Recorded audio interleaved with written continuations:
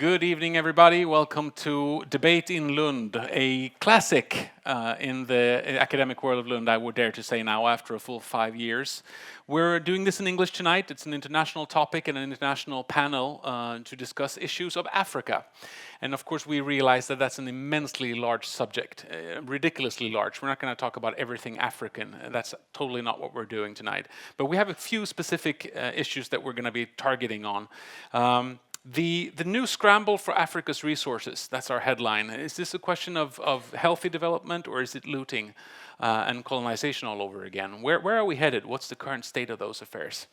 We have, as I mentioned, a really strong panel for you, but we are going to start this off right away. Just after mentioning that the host of this, of course, is the University of Lund, the Faculty of Social Sciences. I'd like to introduce now to you, on my right-hand side, Ellen Hillbom, who's an Africa researcher here at the university. Warm hand for Ellen. So we are going to ask Ellen to help us out with sort of framing some of the things we're going to be talking about, just to narrow it down just a little bit. We are ready to be entertaining, but not without substance. This is university, after all, so we're going to try to make it a little academic. So let me just ask you a few questions, Ellen, on the current state of affairs. First of all, currently we see big growth in Africa, big growth spurt, and many of the fastest growing economies in the world are African. I believe 7 out of 10 of the biggest current financial growth in the nations are there. Is this a new phenomenon, or is this something that we actually can see through history as well? I think that we commonly understand Africa as a stagnating continent when it comes to economic development and growth. But if we see through history, at least the last 150 years, we've seen numerous growth spurts. We could take an example of gold and diamonds in South Africa in the late 19th century, or cocoa booms and busts in West Africa during the 20th century, and so on. So we have seen that. We have seen growth spurts, but we haven't seen growth spurts turning into development, sustainable economic development. So that may be a new thing. Hopefully that is a new thing, yes. So, but this whole misconception, though, seems to be common still. Why is that? Are we just not up to date? Or why don't we have an accurate picture or image of what's going on? Well, Africa is a very diverse continent, and we see so many things coming out of Africa. And there's only a few countries who are among these big growth spurt economies. And then we have other areas that are stagnating or even negative growth. So I think we need to start with understanding the diversity of Africa, and that there's different mechanisms driving growth in different economies. Mm-hmm. So much of the current growth is due to a demand for natural resources, of course. Is this handled in an ethically decent way? Is there a new era of looting natural resources, or is it actually good furthering development? I think that, again, it's very diverse, and we can find examples of both. We can find examples of terrible looting, and we have a big discussion on land grabbing, etc. But we can also find examples of legitimate foreign direct investments bringing new knowledge and new technology. So there is no one answer to that, and I think maybe the panel will testify to that later on. We'll definitely ask them. What would you say are some of the greatest opportunities and challenges in this issue in Africa today? I think some of the new things that we're seeing is that we're seeing capital flowing much more freely than we have in the past. We see a growing African middle class, which we didn't have before. We see diversification of economies to a larger extent. And one of the big potential opportunities could be that we have a very high population increase and growing population densities, and potentially that could mean that we would have cheap labor in the future on the African continent. But then that cheap labor has to be employed by someone, of course, for that to be a good development. Mm-hmm. And can we see any signs on where that is going? Well, there are more companies moving into Africa and using the cheap labor, but we also have big challenges of poor infrastructure and access to capital, etc. So I think that the jury is still a little bit out on that still. Mm-hmm. But then again, I come back to this. Is this a neo-colonialistic process, or is it actually something that just offers new opportunity? You mentioned free-flowing capital, which is good, but that also means that large assets are now owned by foreign interests. That is true, and that is, of course, a challenge for the African states to make sure that they are not just selling off, but actually being part of the development of their own natural resources. And something that's sort of turning up in the debate is, of course, that we have new interests coming in. We have China, we have India, we have other what we call South economies. Now, they have been around for a while, but I think what we are discovering now is that they are actually making a progress with their investments that the developed North is sort of a little bit jealous of, maybe, and we are waking up quite late to this new development. Mm-hmm. So we have a stellar panel lined up here to ask some things. What are some things, or maybe just one thing that you care to find out from our panelists tonight? Well, I guess that the topic is going to be the scramble, and I would very much like to hear this some examples of the diversity. If there is a looting or a development, if they could maybe give us examples of both cases, and what should we then look out for in order to make sure that we don't have looting, but rather development. Very good. Thank you very much. Thank you. I invite you to take your seat there, and we'll have Ellen back for her expertise later. Now I would like to introduce our panel. First of all, we are one person short. Mr. Fredrik Segerfeldt caught ill, so he wasn't able to make it tonight. But I'm pretty sure that these three panelists will be able to fully cover for him. First of all, closest to me here is Mr. Nimo Bassi, who is the winner of the Right Livelihood Award for his work on covering the effects of the Nigerian oil industry. A warm hand for Nimo. Welcome. In the middle, Margaret C. Lee, who is a researcher of African issues and author of The 21st Century Scramble for Africa. And experienced reporter covering all African issues for Swedish daily Dagens Nyheter. This is Mr. Erik Esbjörnsson. I would also like to just right away extend a special welcome to the Swedish ambassador of Nigeria, Mr. Svante Kilander, who is with us here on the first row. If you just want to raise your hand and wave to everybody. Just because, you know, as we go on through the evening, we will take questions from you to the panelists, but maybe also to the ambassador if you were so inclined. So start thinking about your best questions already, so you know what sort of resources we have up here. First of all, before we went to any of the first questions, I just want to mention we have 4 pieces of wonderful art in the back here, and I just want to mention those. They're made in a technique called tinga tinga. By a Swedish researcher here at the university, Emma-Li Johansson, who's worked with an African artist whose name is Joseph Mwaliombo, and they have worked to picture the effects of development in Africa on spot with the people who live there. So when we're done here, make sure to step up and have a look at these paintings. They're special, and I also know that Emma-Li will be here to answer your questions about that if you're interested. So let's head into the issues of tonight's discussion. First of all, Nimo, tell us just a little bit more about your commitment and your work that led you up to the Right Livelihood Award. Just for those who are not completely familiar with your work, what sparked your engagement, and what are some of the things that you've been doing through this? Well, I started out my adult life working as an architect, but I began to be involved in human rights campaigns in Nigeria because then Nigeria was under military dictatorship. And then along the line, I found that many of the human rights issues we're campaigning on were actually environmental justice issues, especially the degradation of the Niger Delta by oil corporations, the human rights abuses, including the execution of Ken Saro-Wiwa, who was killed 20 years ago today. And that really sparked my interest and built my commitment to confront all forces of destruction and those who would rather take resources and make profit and forget about the people and the environment. What's the current state of affair today? I mean, a lot of things have happened, and a lot of people will claim that we're in a positive development state now. Would you agree? Well, it depends on from which end of the pipe you're looking at the situation. Obviously, there are some positive changes. But when I look at the environment, the changes are getting even more desperate than they were before. The positive thing is that I could campaign without being thrown into jail. that wasn't possible some years ago. So that's definitely positive now. That is very positive. And why has that become possible? It's because the Nigerian society has become so much informed, and there's a groundswell of social movements, and people are really committed to justice. And even when we were under military dictatorship, we had a very strong media.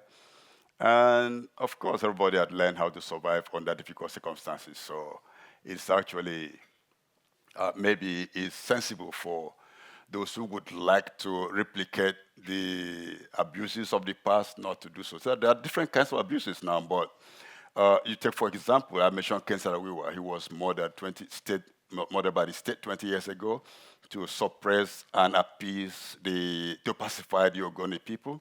But 20 years down the line, the people are still standing strong, demanding that their oil be left in the soil, that the mess be cleaned up.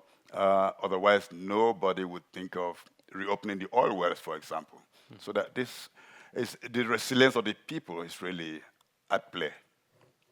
Well, I'm going to ask the same question to Margaret. Can you tell us just a little bit about your commitment and where it started for you professionally and where you're at today with your work? Well, I actually started as an undergraduate student. I went to a college called Spelman College in Atlanta, Georgia, and I became very active in the anti-apartheid movement, the liberation of African countries, particularly in Southern Africa. And that took me on to graduate school to work basically in the area of regional integration, the attempt by the countries of Southern Africa to integrate their economies. And after a second book working on that subject, I realized that there were a lot of new actors in Africa. And ultimately, I began to look at the role of China as well as the traditional actors that had been looting Africa for some time.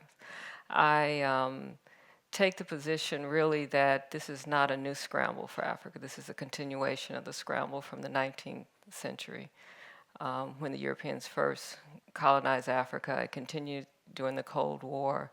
And so what we're just seeing now is a continuation of that. It's more visible now more than ever, and specifically the difference is that the African leaders themselves are highly involved in this scramble, which makes it really a sad situation for all of us. We're going to develop that a little further on as well. But let's just also get acquainted with Erik Esbjörnsson, Swedish reporter turned big lover of Africa. How did that come about? Well, I was a big lover of Africa before I turned Swedish reporter. It goes way back. Yeah, well, I guess the foundation is my grandmother was born in Congo because her father was working on the river, and so that's the foundation. But then the interest grew when I was young, and I did development studies and political science here in Lund, actually, before moving into journalism. So, and then since 5 years, I'm based in Nairobi. But you travel all over the continent for your work, though. Sub-Saharan Africa mostly. Sub-Saharan Africa. Yeah, I mean, there's a long-going debate whether North Africa is. I mean, it's definitely part of Africa, but it's proven to be easier to see it as a part of an extended part of the Middle East, basically. But Sub-Saharan Africa, I'm traveling quite a lot across the continent. Yeah. And are you staying? Is this going to be your home forever? What's your? Who knows? Who knows? Yeah. No, it's. I'm sure that many of you have read some of Erik's work, but it's absolutely top class, and I hope that those of you who read Swedish newspapers follow him at Dagens Nyheter. You touched briefly on the geography issue, as we did with Ellen. It's so hard to. You said the North Africa can be an extended part of the Middle East. So does that mean that some of the issues that we are going to discuss tonight really aren't an issue with Morocco, with Libya, with Algeria? I mean, it's really divided because if you ask anyone in North Africa, they're going to say they're part of Africa as well, you know. And a lot of, I mean, if you look at the African Union, for example, it's definitely both Sub-Saharan Africa and North Africa. But then you also have a lot of links. For example, the Arab Spring was more of a Middle Eastern issue in a sense, you know. So the links goes both ways, and sometimes you have to decide to draw the line somewhere. And we are gonna generalize anyway, right? We have to. Yeah. We have an hour, so we're gonna have to. So it's. I would say Sudan is the most tricky of them all. Most difficult to classify. Yeah. Would you agree, Nimo? Well, this is a very tricky issue, and unfortunately, we have the stretch, the Sahara Desert, that kind of makes communication a bit difficult between Northern Africa and other countries below. But it's one organic whole, and the issues are all intertwined. And of course, geography has always been very difficult for Africa because the partition of Africa in 1884, 1885 in Berlin was very arbitrary. I know the lines, so we like to think about divisions and separations, but otherwise, Africa is one whole. So let's talk about colonialism then and now. What are the strongest indicators that we're actually seeing a healthy development now, and that we're just not seeing land grabbing? Can we start on the positive side? What would you say, Margaret? In terms of development, I think that we have to be really careful with respect to economic growth and actually economic development, so that we're seeing the African economy, some of them growing tremendously. But the question is, are we really seeing development? And when we talk about development in Africa, we have to keep in mind that development means that people's lives are changing. And so it's very difficult to put a positive spin on the fact that for the majority of people, even though you have economic growth, a lot of people are still suffering tremendously because that growth is not trickling down, and a lot of the leaders are using that money for their own benefit. And But so Ellen mentioned that there's a growing middle class. That's not also true, though? there's a growing middle class, but it's a very small middle class. I mean, definitely you have a middle class in South Africa, and certainly in most of the countries you have leaders who are at the top who work with the government, who clearly have wealth stemming from especially this current looting of Africa. But it's specific countries that you're really having a growing middle class. And in many respects, because of the wealth that's growing out of the natural resource scramble, the governments are not concerned about necessarily that middle class because they know that they can get election money from people like countries like China and other entities that are willing to support the elections to keep them in power. So I wish I could be a little bit more optimistic, but there still exists a lot of problems growing out of the fact that the resource money is not being used to actually build new homes, give people jobs, and security. So it sounds like a two-level corruption, sort of. So the money goes into the leadership, who will use them to stay in power, who will then again get that money from the outside to have it politically stable. So that money goes around. Does that correspond to your view as well? Well, you have a capital flight as well, going out of the continent, obviously. I mean, but on the topic of the middle class is interesting because a couple of years ago there was a big discussion. A lot of the narrative changed very rapidly to the whole Africa rising. It was a lot in the media, and most of it came from a study from the African Development Bank showing that now we have 350 million middle class people in Africa, and it caught many by surprise who are in Africa. And that's kind of depending on how you define the middle class, because we think of middle class as a Volvo, a dog, a small house in the suburb. I mean, that's not the middle class.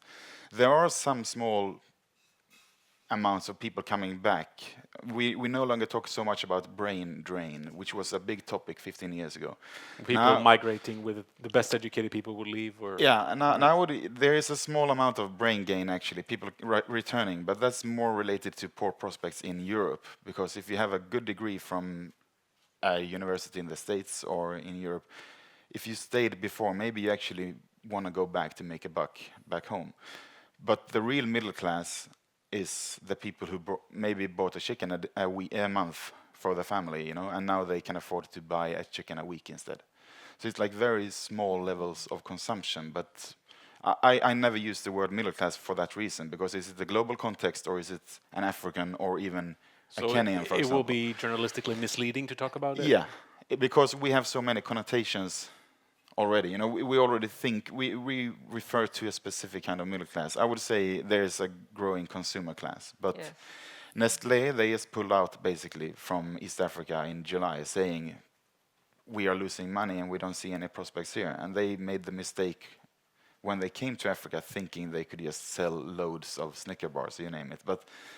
But Nigerian and South African companies, they know what they are talking about. So they are way better at targeting this low-level consumption. And that's definitely growing. But it's from so low levels, so you can't really talk about massive amounts of money. Right. But still, 7 out of the 10 fastest growing nation economies in the world are now African. What will that mean in a 5 to 10 year perspective, you think? Nimo, if you care to start. I think the whole concept of economic growth needs to be re-examined. To start with, the gross domestic product as a measure is very faulty. What was the origin of the GDP? Where did it all start from? What was the purpose of developing that basis of measuring economic development? It wasn't really meant to show, I think, it wasn't really meant to show how much a country was producing or what were the products. It was a kind of showing who was superior to who. But that was a post-World War invention, more or less, Second World War invention. And really, a professor in South Africa has written a book called The Gross Domestic Problem, and I think this is really the definition of GDP. It gives a very false impression about, last year Nigeria rebased its economy, the basis of the GDP, and suddenly it was the biggest economy in Africa. So it's a bit of fiction that is not rooted in reality. So we really need to, I think, for me, what is important is what is the level of well-being of citizens of any nation? What are the social services available? What's the space for people to grow to live in dignity and grow to the best of their capacity and ability? Not which country has 6% growth per year. And I think also sometimes this is orchestrated by those who want to exploit the countries in Africa. For example, if you're said to be a highly fast-growing economy, then you could be tricked, in a sense, to say, okay, this economy is growing fast, so now maybe you are more credit worthy, so you could go to the World Bank or the IMF and take some loans, and then you become more indebted, and you get into the debt trap. It's all about, it's a manipulation, a global kind of level manipulation going on. So we need to really take it with a pinch of salt when somebody says Africa is rising. Rising on what basis? The fact that Africa may be rising, we have to determine and say on what basis, rising to where, rising from what, not just some kind of headline or a newspaper, The Economist or Time Magazine or so, where Africa is rising. This doesn't really hold substance. And the fact of the middle class, actually, as he said, I'm not a fan of saying somebody is a low class or a middle class. We're seeing workers, people who are working, reproducing, making things. And we're seeing that labor is dispensed of by capital, really. Because the poor laborers who work to produce things, the miners in Maracana, for example, in South Africa, they produce all those minerals, but they can't afford the luxury goods. So who is really productive and who is doing the work? This is the issue, and this is why also on environmental level, all the costs for petroleum products are externalized on the poor people and the environment. And then we're looking at them also and expecting them to become consumer of luxury goods. It's not going to happen unless we remove the fangs of these vampires from our necks. And how do we do that? Mass action is when it's going to be. Mass solidarity from across the world. The power is in the people, not in the corporations. And we've seen examples. Well, keep on talking. For example, okay. One of the most inspiring examples there are many examples in Latin America where people march for days, for months to get to express their political position and then to make changes. We've got some really inspiring governments in Latin America that surprised us by turning the other way and still depending on extractivism. I mean, we saw what happened in Venezuela, even in Bolivia, beloved Bolivia, going the world extractivist way. So politicians have really kind of raised hopes and then they dash the hopes. But in Africa, my best example of people power is Ogoni land. When in 1993, the Ogoni people stood together and said, we don't want shale in our territory because of the depth of pollution, and we want our environment to be cleaned up. And they said, no more oil from Ogoni land. And since 1993, till now. At that time, in one particular village, there was the oil field had up to 500 million barrels of crude oil. That's in just one location. But from 1993 till now, not one drop of oil has been extracted from Ogoni people. That's people power. And then the environment is beginning to recover by itself. Although it's going to take a lifetime to clean it. But if they hadn't stood up when they did, I'm sure that they think what Ogoni land would look like today. So really this whole way of measuring economy is not really relevant. I mean, it could just as well be an effect of attracting even more capital into Africa. That's just a way of saying, look, we're growing, you should put even more money, more resources, and hence more looting. There's a risk? That's exactly what's happening. It's very complicated. There's a book by Tom Burgess, if you really want to understand what's happening in Africa. It's entitled Looting of Africa. And he talks about, for example, some of you may have heard of Sampa in Queensway. Sampa was recently arrested in Beijing, but he has been involved in a lot of illegal activities with the Angolan government. Angola is one of the wealthiest countries on the continent, and it has no need for any type of external financial assistance. But because there's a group centered around the president that pretty much takes the money from the oil and builds up their wealth. In fact, President Dos Santos' daughter was recently said to be the first female billionaire in Africa. And so when you look at some of the corruption and the looting, unfortunately, it's not trickling down, like I said, to the people. So people are investing. And you have to be careful with what you're talking about investing. One of the issues right now, even with Angola, is that the concern for Angola is that the Chinese have been bartering. They have not been investing in Angola. They've been exchanging infrastructure development for oil. And now that China's economy is declining, there's a concern as to what's going to happen to Angola with respect to the infrastructural development. So we have to really be clear in terms of each country what type of looting is taking place and what agreements are being made. And why is that sort of trade, that sort of bartering, as you mentioned, why is that problematic? Explain that more. Well, if you call yourself, one of the major problems with Africa is that infrastructure has not been focused on. And the infrastructure that exists in most African countries now was built during colonial rule. And the infrastructure was designed to get resources out of Africa. So Africa is in great need of infrastructural development. So if you have a situation where in Angola, for example, the first $2 million that was given to the Angolan government for infrastructure development, 70% of all contracts went to the Chinese. Only 30% were given to Angolans. So if China's economy is declining and they're not able to continue with the infrastructure development, then that means that people will suffer, and the roads that have been promised to be built, the railroad tracks that are being laid since the war and all that kind of stuff, people will continue to have difficulty getting to the market and moving around the country. And so the local economy really won't flourish from that at all? No, it won't. But getting back to the whole question of the middle class, I think one thing that has happened, which I talk about in my recent book, is that at the level of what we call globalization from below, people have improved their living situation to a certain extent, namely with cheap Chinese goods flooding Africa. Africans have been able to buy things that historically they were never able to buy, or they had to buy them secondhand. Now, very often, those goods are not very, they don't last, but many people feel that they are better off to some extent. The only problem is that in the informal economy, where most people are employed, these cheap Chinese goods are competing with local entrepreneurs, and so they're being put out of business.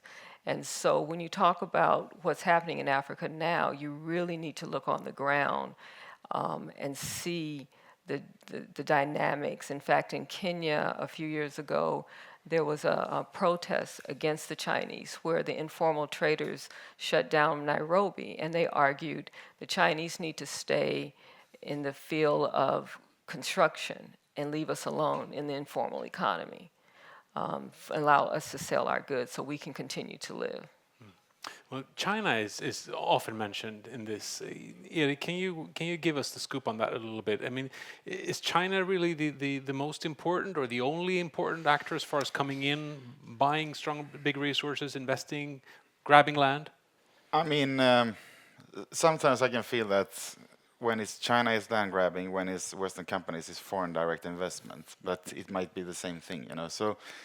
And it goes both the opinion up here in Europe, but also in Africa. Like, I mean, it's very mixed. Some people love to hate the West. Other people are very skeptical to China. And yeah, you do see Chinese workers, even EU-funded highways now are being built by Chinese. But that's basically because European companies can't compete for the contracts. And there are not big enough companies in Kenya, for example, that can take on like 3 different highway projects at the same time, basically. You know, so there's like no competition. No, is that what you're saying? well, there is, but you can't really compete with what China are offering.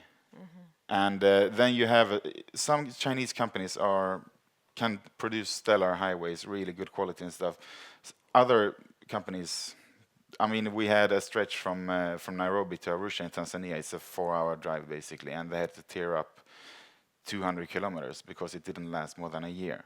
But it also means that they had to tear it up and redo it because otherwise they won't be certified for another project later on. So they are actually trying, some of them, but I mean, there are so many actors, you know, but some of the big construction companies, yes, they see more projects ahead, so they try to make a good impression. But otherwise in society, in Kenya, for example, the Chinese kind of stick to themselves, you know. You don't, I mean, you see a lot of Europeans and also Nairobi is like a regional capital, you know. It's a hub, one of the big hubs of Africa. So you have thousands of South Sudanese people, you have Ugandans, you have Congolese, you have hundreds of thousands or millions of Somalis, you know. But you see them way more than you see the Chinese. They don't interact as much with the rest. We are going to open the floor for questions in case you were interested. If so, raise your hand high. This is not raising your hand. This is raising your hand. Yes, gentleman in the back. We're going to get a microphone to you right there. Please introduce yourself, sir, and address your question to whoever you like. I think my question is actually to the whole panel. My name is Felix Nogo, and I'm a political scientist. Not a student, though. My question is actually in regards to the comment about the scramble in Africa. I'm just wondering, how would you describe a real growth in other places? If all growth are considered scramble, how would you describe a real growth? I think Nemo might want to start because you wanted to revolt with the whole concept. Okay, thank you for the question. I think it's really a scrambling form of development. But really, seriously, the scramble for Africa is more than just a grabbing of resources, it's a grabbing of the continent. And it's not just physical, it's also atmospheric. In terms of, if you look at climate change, European corporations and nations are polluting right here in Europe, but they're buying up trees and forests in Africa under the guise that those can offset the pollution going on in Europe. I mean, this is grabbing also because when you do that, you are keeping out the forest from the reach of the people, you are displacing communities, you are depriving people of using their natural resources just because you see trees only as carbon stocks. I mean, this is incredible. I look at the forest, I see trees, I see human beings, I see animals, I see flowers, but most European countries and North America, they see trees as carbon stocks.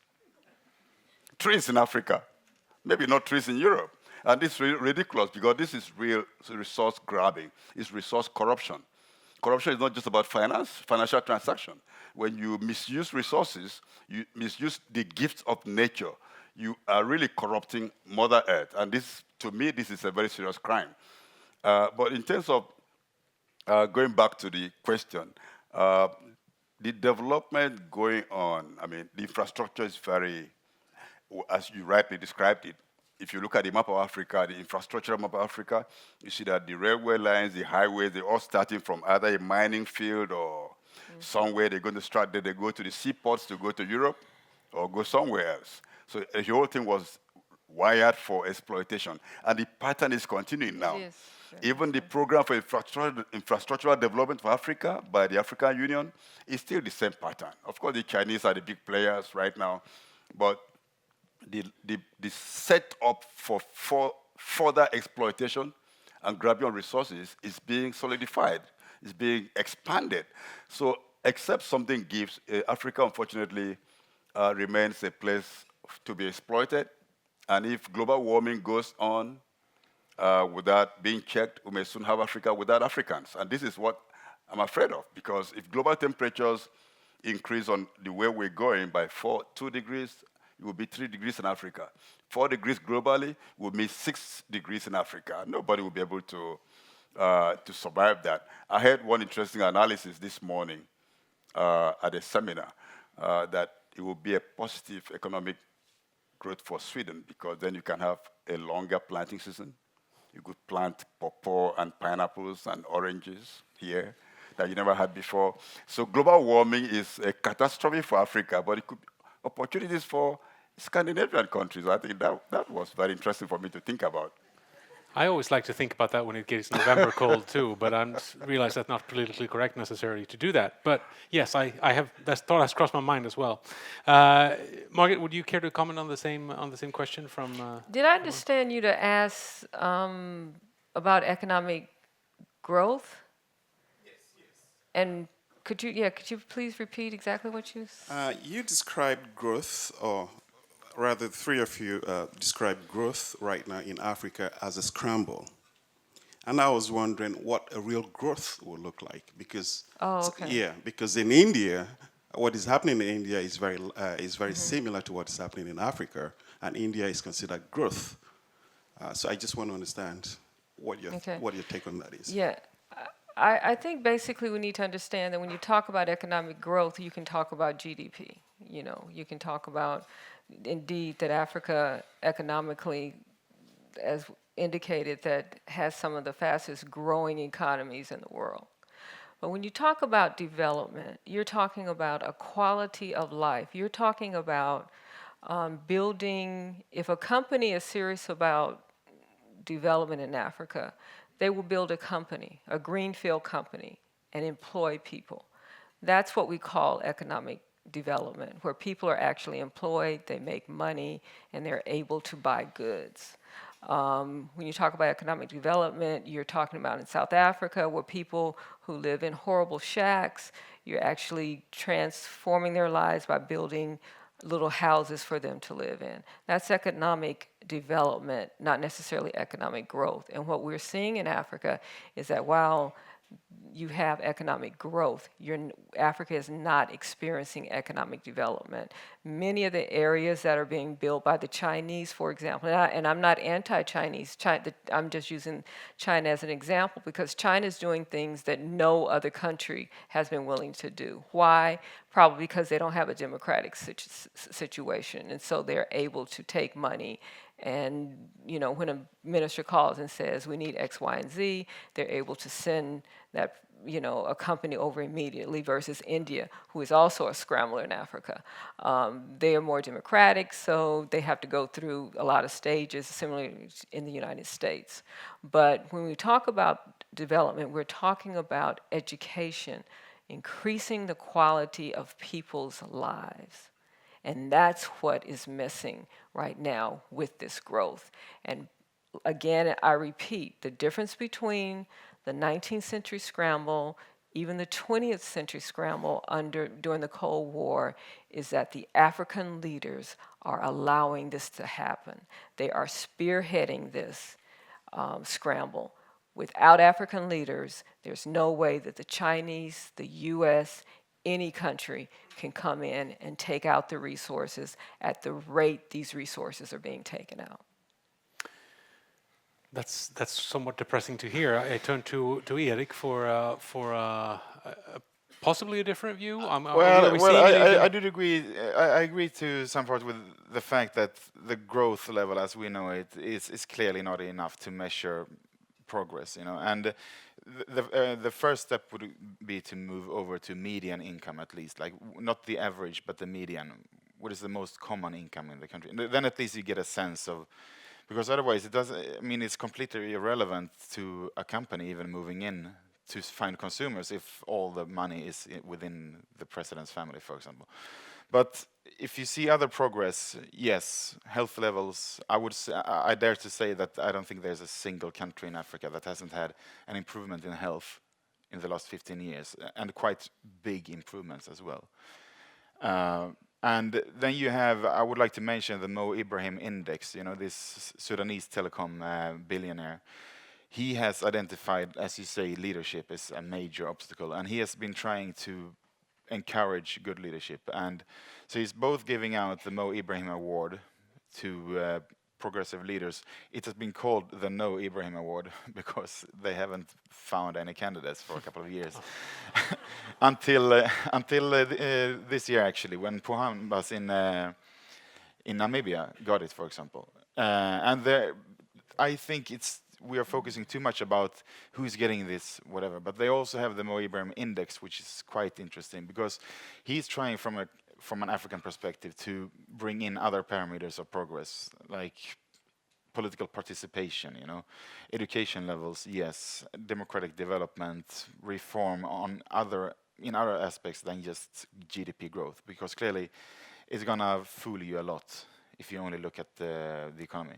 But I mean, it's also, there's a reason all this came up 4 or 5 years ago, because after 2008, 2009, I mean, the euro crisis hadn't even started then. It was still a big cloud on the horizon, but clearly there was a need to show one destination for money, you know. So I would say it's not a coincidence that the Africa Rising narrative became very popular around 2011 because of that, basically. But still, yeah, there are countries that should be mentioned, like Botswana, Namibia.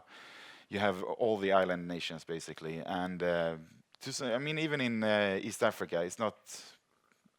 Yeah, I have my opinions on Rwanda, but still, they are showing development. Uganda as well, Tanzania. But yeah, there are massive problems. Also, we shouldn't be naive about. Since we are debating, may I just interrupt here? Oh, I love that. I really have to challenge your statement about there's not one country in Africa that has not experienced health improvement in the last 15 years. I mean, Zimbabwe has experienced the worst decline imaginable. And I think we have to be very careful. We have to generalize at times about Africa. But in terms of health, education, and certain other social welfare issues, I think we have to look at each individual country. I mean, Zimbabwe once had, second only to South Africa, the best healthcare system on the entire continent. Now it is absolutely devastated. Okay, I stand corrected on Zimbabwe. That's a unique state failure in modern time. But I mean, malaria deaths, and also research are going forward a lot. HIV levels are stabilizing, tuberculosis improving, polio has been eradicated this year from the continent. So yeah, there are improvements still in health, at least. I'm curious to hear more about the political aspect of things. And since we have Svante Schilander in the room, our Swedish ambassador to Nigeria, we're going to get a microphone up to Svante in the very front row. I'm just going to ask you, Svante, what's your take after a little over 3 years as ambassador of Nigeria? What's the current health level of the political work from your perspective? Are we making political progress? Are we completely burned down here by corruption? What's your take? In Nigeria? Yes. Well, I think what is happening now in Nigeria is we had an election half a year ago, or in March, 2015, and this election proved to be an energizer for the system in Nigeria. And I think also I shouldn't say a model for other countries because it's very difficult to speak about models like that, but it is a fact that the Nigerian elections was an energizer, in my view. What sort of electoratory participation were we looking at there? You mean percentage? I don't remember, but the satisfaction among the voters was noticeable after the elections with the result, and the way the president conceded was rather impressive. Nimo, do you share that view from your Nigerian perspective? I think the most impressive thing was the fact that former President Jonathan conceded defeat even before the results were fully announced. That was quite remarkable. Yes, let's be diplomatic. Well, if you care to oppose the view, you can. No. I mean, I agree with him. That's why I singled out. That singular act was very remarkable. That was the first time we got a thing like that. President Buhari had lost election 3 times. He never congratulated the winner to start with. But so he won this time, and the man who lost conceded and congratulated him before the results were announced. That was great. And that's why President Jonathan is now going around African countries observing elections and making, especially Tanzania and other places. And that's good to see, this positive signal, yes. Yeah, I think also that the people, the electorate, were satisfied with the result of the elections also. I mean, this is not always the case. One would say some who were disadvantaged of a result would say this is not a fair election. I did not hear this kind of remarks, many of them at least, I did not hear.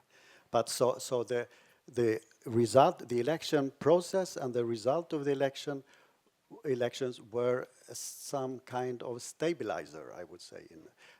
We are also thinking sometimes what would have happened if President Jonathan would have stayed on. I mean, the positive, the energy, the positive feelings in Nigeria, which we after all feel now, would not have been there simply. Yeah. Thank you, Mr. Ambassador. I looking to ask you as well about regulation. I mean, there's a balance here between what the corporate world can do and what the political world can do. And you can regulate. You can say, you can just make a decision. These things just cannot be sold. There's always a moral limitation. What can you sell? Can you sell a water well? That's generally going to be considered offensive almost anywhere in the world to sell a water well. But you can. But oil is fine. Cobalt mines are fine. Where do you draw that line of where regulation could beat politics and go in and say, we just won't accept this?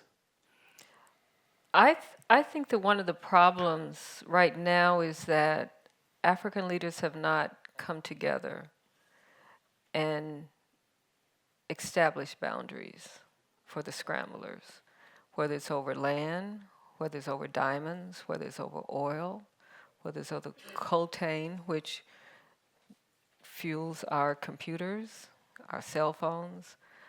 And the Chinese have a strategy. Other countries, India is a major exporter of Africa diamonds, one of the major exporters of Africa diamonds. I think if African leaders came together through the regional organizations and made some boundaries for the exploitation of African resources, then we could begin to see a change in what's going on. But I'm not sure that they're willing to do that. But the current state of affairs that you describe somewhat pessimistically, what does that breed socially, in your opinion? What's going on with the trust of the ability to do something together and actually have a society? Well, one of the things that we do know is that if you read a book entitled China Safari that was published in 1989, that the Chinese government specifically said that we need to export about 3 million Chinese to Africa because of the growing population in China. So you're having more and more conflicts. As he mentioned, the Chinese live by themselves. So you're having more Chinese who are getting killed. You have Chinese who are killing Africans. So there are a lot of upheavals. Anytime you have large groups of people coming in and not integrating into a society, you just have a lot of problems. And I know I present a pessimistic picture of what's happening in Africa right now, but I've been on the ground researching this a long time. And it's hard for me, I'm not going to not tell the truth of what I'm really seeing. And it's a very dangerous situation, and especially because our African leaders are not taking the responsibility to control what's going on. But another dynamic of this is that, like you have in the Congo, you have so many different militia in the Congo. So it's not just the African leaders. You have militia groups who are fighting among themselves for these resources. There are new discoveries every day of oil, gas, etc. And people who are very poor are now involved in scrambling for these resources. You had in Zimbabwe a few years ago, in 2006, the discovery of a diamond mine. And once the government realized that this mine exists, they came in and killed all the people that were actually in the mine and working in the mine, pan mining, and took over along with Sampa and Queensway. So I think that, which is a predatory group that's serving as kind of a middle person, a middleman between China and Africa. So I think the situation is very, very deep, and it is very, very disturbing. And I can't tell you, because I teach it, I write about it, and I can't tell you that these things are not happening. This is the reality of what's happening, on the ground in Africa. Is that what you see as well, doing your day-to-day work, Eric? Well, I don't see that many confrontations really, and I don't hear about them a lot in East Africa. But I mean, on village levels in some areas here where you find resources, definitely there are gonna be people affected for sure. But there's always gonna be a trade-off. We have had the same history in Europe and in Sweden, in northern Sweden, with our mining sector and whatever. Like, you're always gonna have. There are people living everywhere, and these resources, rightly managed, they are extremely valuable for these nations. But the problem is to deal with it in a proper way. But the recent discoveries of oil in East Africa, for example, there are massive expectations within the populations on the income generated. I think it's even way higher expectations than, because it's not super high quality oil and not that many barrels found yet. But still, there's a lot of discussion going on about where to build the pipelines, and the only thing people want is to get it to the coast as easy as possible. But it's also, sure, most people, even the Sudanese oil, is going to Malaysia for refining and then coming back. And the same thing with Nigerian oil. You're also going to have to look at where do you get most bang for the bucks. And yeah, maybe it's technically, on the paper, it might make sense to send the resources away for refining and coming back. But eventually you are going to have to change from that extraction to actual refining the product within the economy. And that's a big challenge. Then you need to start building infrastructure within the continent, for example, not only extraction-based networks. But yeah, it's a big challenge, but I also want to stress that it's important not to just scare away investors. And a major responsibility lies with the governments, and that's a big problem. I spoke about it this morning, the problem of bad leadership, And we can't really, I don't know, it has to come from within, demands on the leaders to handle these resources properly. But it's a tricky situation. I think really offshore refining of petroleum product is a way to export some part of the pollution, because refineries are extremely polluting and very harmful to people who live near them. So if more of African oil is refined abroad, that is good for Africa. Yeah. I'm joking. No, but but one thing I want to say. But it makes really, sense though with what you're saying before, that's a way of measuring is the quality. Truth, yeah. I don't want a refinery near where I live because it's very toxic. In the U.S., fence communities living next to refineries in Berkeley area, where is that? It's San Francisco. They're really very poisoned communities, and everywhere this is the situation. So maybe all of Africa should really be refined somewhere else. But You know, talking about political leadership, I do agree that political leadership is a big issue, but again, there's been very many externally generated destabilization on the continent. We've got leaders on the continent who really had their heads on their shoulder and who were really understanding the African context, who wanted to change things positively and to grow the African economy to meet the needs of the people. Someone like Thomas Sankara of Burkina Faso, someone like Amilcar Cabral in Guinea-Bissau. We've got them. We got Lumumba in Congo, and all these guys were assassinated because there was a need to keep Africa divided, destabilized, so that exploitation is much easier when the political leadership is not focused on the internal defense of the territory and the resources. And there are also some businesses who are known as sovereignty entrepreneurs.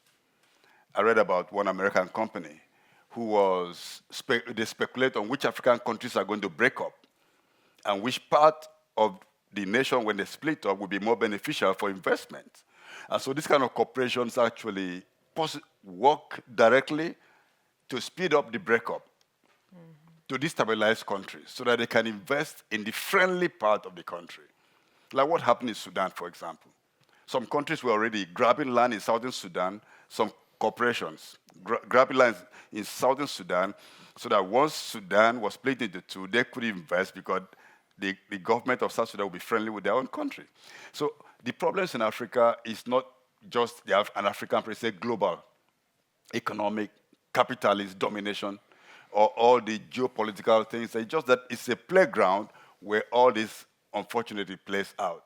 And I do agree that the way out of this bind would be for people, African peoples, to really, really wake up, to challenge the political system, and let's have people like Thomas Sankara once more leading the nation. So even though how much I wish that we had a big international African audience watching this is mostly Swedes, mostly Europeans watching this. What can we do as ordinary people to contribute in a positive way to this development? Is there anything that we should bear in mind at all? Well, I know this university is attempting to develop stronger ties with Africa. I think that at this point, one has to be very careful in terms of the way you go in. My talk this morning was about the unsung heroes. There are a lot of people who are doing a lot of good things in Africa who are not presidents of African countries. And I think these are some of the people that the university should attempt to work with and develop further what they are trying to do to make a difference. I spoke about a university that's been a liberal arts university, the first one that has been established in Ghana, and the president is very committed to leadership, to training young people and making them understand about the privilege of leadership. There's also an academy in South Africa in which this is taking place. So I want to say that there's hope for the young, I think, if such academies can really produce people who are seriously committed to developing the continent and not just amassing wealth. What would Erik say? Is there anything on the consumer side we can do?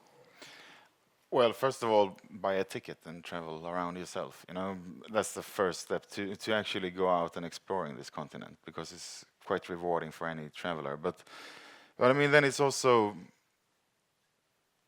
we have a globalization of food. You know, people could easily, I mean, in any store today in Sweden, you can pick whatever you want. You know, from any country. It's not only European produced stuff, but also, even if you're buying, for example, your cell phone, you know, yeah. I know my friend Lennart here spoke about the clean phone, you know, like you can make sure as a consumer, but that goes for a lot of products already. We already want declaration of the content inside of a lot of stuff we are buying, and that goes, a lot of us can't even afford any conflict diamonds, you know. It's not even an issue that to buy clean diamonds, but when you're buying your cell phone, yeah, you could just make sure that the company providing your product might not use maybe coltan produced in a mine with child labor, which I've seen in Congo. But then also you have certified mines as well with some kind of regulation. But yeah, sadly you don't have so many consumer products being produced yet. But also when you're going to if you're using a car, you want to make sure that the petrol, I mean, 30, 40 years ago, Shell and BP used to have a quite weak brand in Scandinavia because of the history in Nigeria. But now it's more like you just go to the gas pump, and fuel up. So kind of, a level of knowledge among consumers about what is the origin, but yet it's still raw resources coming out. So you're gonna have to do a lot of research, or using environmental organizations, for example. They are doing a lot of work in Africa. So Amnesty, you look to them to get the best advice. Yeah, I mean, Amnesty was releasing a report just the other week about the environmental situation in the Niger Delta, for example. So, and a lot of people are members of Amnesty International here. They get the newsletters, everything. So, just engage. Just engage, which is always a good advice. We are on the hour, so we are going to close this evening's webcast, this broadcast. Thank you so much for watching. Those of you who are here in Lund may very well stick around after we close the webcast, because these guys aren't going anywhere fast. And if you wanna catch them on their way out and have some more discussions, then you are more than welcome to do so. To just stick around. We'd like to thank you all for watching, and thank you all for coming tonight, and a warm hand for this fantastic panel.